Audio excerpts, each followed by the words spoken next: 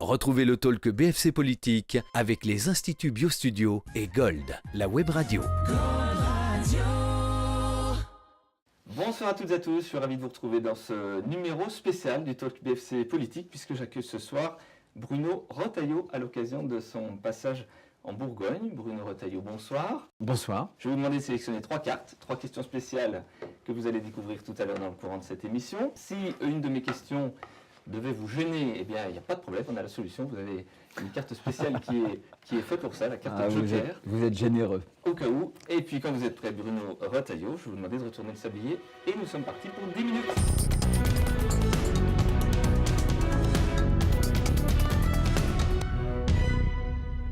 Bruno Retailleau, vous êtes président du groupe Les Républicains au Sénat, par ailleurs sénateur de la Vendée. On salue tous les Vendéens qui nous regardent ce soir. Ils vous sont fidèles, Bruno Retailleau, les Vendéens? En tout cas, la Vendée, c'est ma terre natale. Voilà, j'y habite.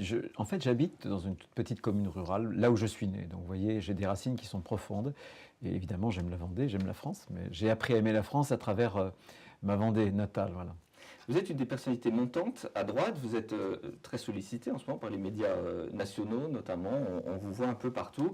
Alors notamment par votre dernière proposition de loi anti-casseurs, on va en parler dans un instant, mais cette notoriété désormais sur le plan national, comment vous l'expliquez ?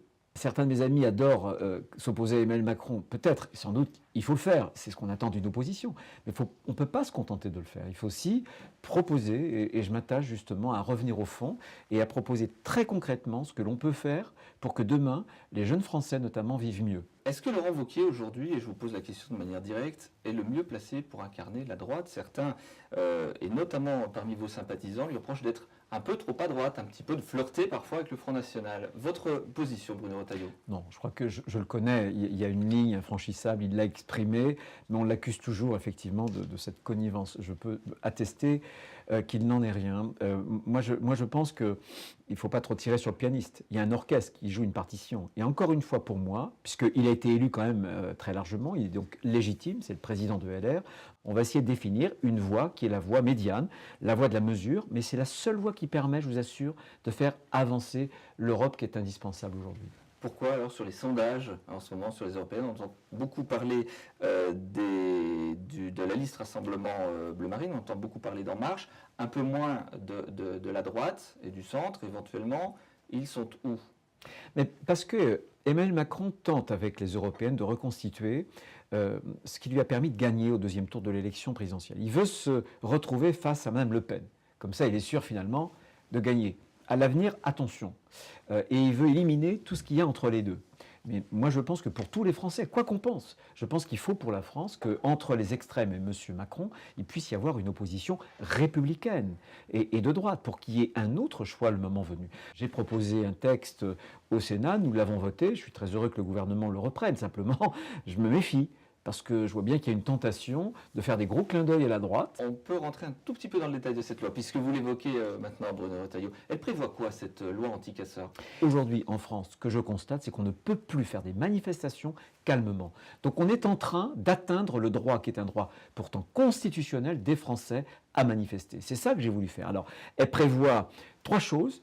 Le volet qui est préventif, c'est-à-dire que le préfet peut, dans un périmètre, faire des fouilles pour, par exemple, vérifier que vous ne venez pas avec une batte de baseball ou une barre de fer. Bon. Avec un fichier pour essayer de détecter et interdire les individus qui sont les plus dangereux, qui ont commis justement des actes particulièrement graves. Ensuite, il y a un volet répressif. Quand vous venez, vous êtes dissimulé, vous portez une cagoule à une manifestation, on postule que ce n'est pas vraiment parce que vous voulez ne pas attraper de coups de soleil. Voilà. Si vous voulez vous dissimuler votre identité, c'est parce qu'il y a des intentions qui ne sont pas terribles. Donc on le transforme en délit. Et enfin, le principe casseur-payeur.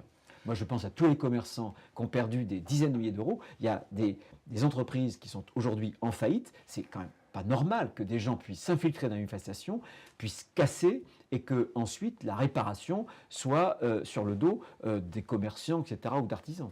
Vous avez le soutien des maires là-dessus, du maire général en France. On avait François Rebsamen qui était sur ce plateau il y a une semaine, il chiffrait à 300 000 euros les réparations. C'est une loi qui doit fédérer. Vous voyez, je trouve que franchement, exactement. Je veux dire que si on est attaché, parce que j'ai entendu la discussion autour de cette loi à l'Assemblée nationale, mais encore une fois, il faut protéger le droit de manifester. Ça devrait nous rassembler quand même. Moi, ce que je veux faire, c'est empêcher les casseurs de nuire.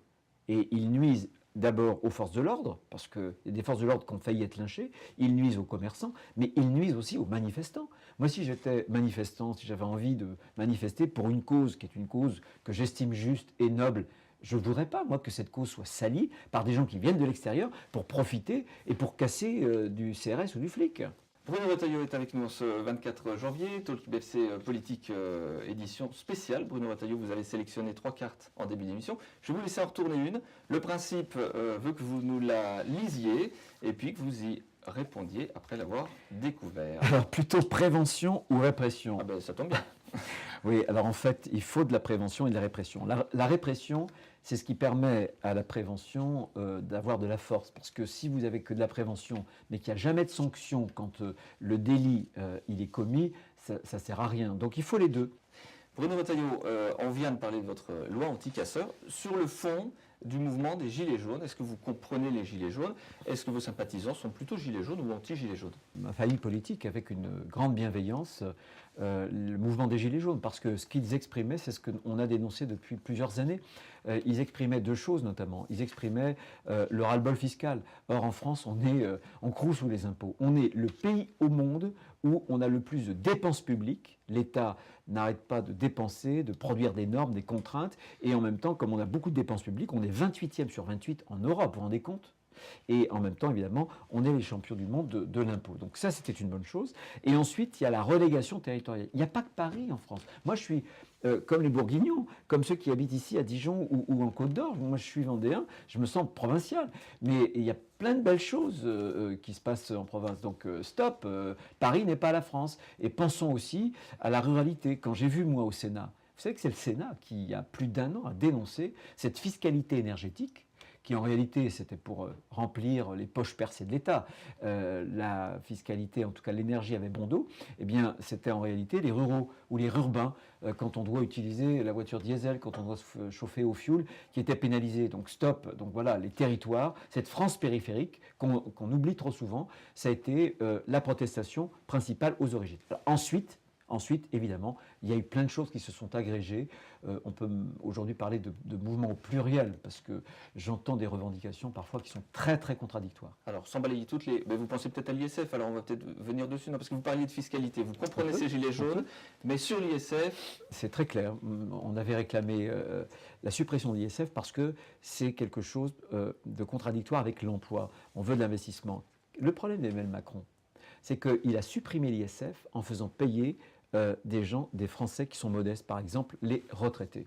Donc au jour d'aujourd'hui, alors il ne fallait surtout pas faire la CSG. Moi je pense que, et c'est ce que nous avions proposé pendant la campagne présidentielle, il fallait une TVA sociale qui permettait de ne pas atteindre trop le pouvoir d'achat, qui permettait de taxer les produits chinois. Voilà, et qui permettait justement de faire contribuer les produits qui viennent de l'extérieur de la France, importés, qui détruisent nos emplois, à la sécurité sociale, pour que justement il y ait une forme de contribution. Moi je pense que, et c'est ce que je veux dire à vos auditeurs, à vos téléspectateurs, c'est qu'en France, on a un impôt qui est un des plus lourds au monde, qui est l'un des plus redistributifs et qui est l'un des plus progressifs.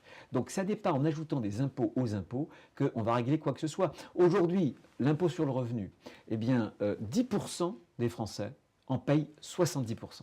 L'avenir de la France, il n'est pas dans plus de fiscalité, qu'il y ait une redistribution, une meilleure justice. Oui, on est aussi un des pays où l'écart, les inégalités sont très réduites après la redistribution que nous avons. 30% du PIB, notre richesse nationale, c'est de la dépense sociale. Vous savez qu'en France, 14% des dépenses sociales planétaires, c'est en France. Deuxième carte, Bruno Retailleau. Le temps passe. Je vous laisse découvrir cette deuxième question avec une réponse rapide si possible. Qu'est-ce qui vous énerve le plus? Il faut avoir des convictions. Moi, je suis un homme de conviction et je n'aime pas que les gens varient en politique. Et malheureusement, on en a bien vu qui variaient, qui pour un poste de ministre quittaient leur famille politique, oubliaient leurs convictions.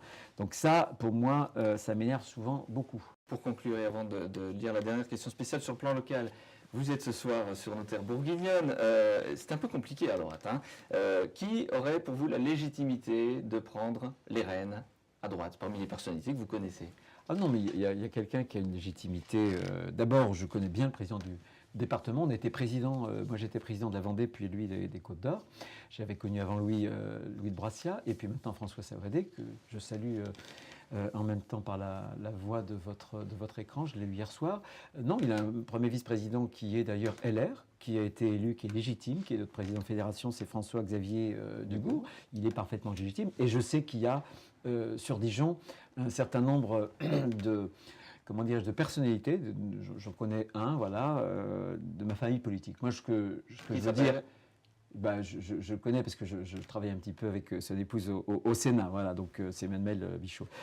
Simplement, je sais qu'il y a aussi une discussion. Moi, je veux leur dire que si demain il veut conquérir la ville, il faut s'entendre, c'est tout. Et moi, je porte aussi au niveau national cette conviction et cette exigence du rassemblement. On perd à chaque fois lorsqu'on n'est pas rassemblé. Lorsqu'on est divisé. Je sais bien qu'il y a des ambitions, il y a des individus, il y a des façons de voir les choses. Bon, je les invite à discuter, bien sûr. Je suis sûr qu'ils le feront. En tout cas, on a des talents, donc c'est bien. Hein ? Dernière question, Bruno Retailleau, avant de se quitter. Votre meilleur souvenir en politique C'est bien pour une dernière question. Bon, j'en ai pas mal. C'était, je me souviens, parce que le premier tour des primaires, c'était le 20 novembre. Et le 20 novembre, c'est mon jour d'anniversaire. Et je me souviens, je quitte la Vendée, je m'en vais sur Paris.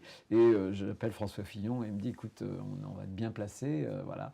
Et donc, ça a été finalement un beau cadeau d'anniversaire. Malheureusement, ça s'est gâté un peu après. Même quand on donne un coup de main modestement, quand il y a quelqu'un qui vient vous voir parce qu'il y a un problème pour un enfant, parce que voilà, qu'on arrive à aider quelqu'un, pour moi c'est une victoire. Alors ça paraît pas, on n'y arrive pas à chaque fois parce qu'on n'a pas de baguette magique, mais quand on peut aider les gens, la politique ça doit servir aussi à ça. Ça doit permettre d'améliorer la vie collective, mais quand on peut donner un coup de main à tel ou tel qui est dans la panade, je pense que c'est aussi notre responsabilité. Et à chaque fois qu'on y parvient, c'est une petite victoire en fait. Ça fait partie des satisfactions.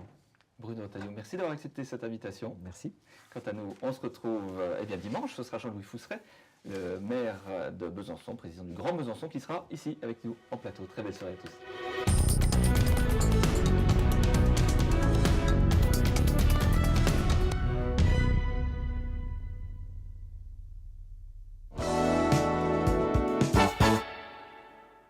C'était le talk BFC Politique avec les instituts Biostudio et Gold, la web radio.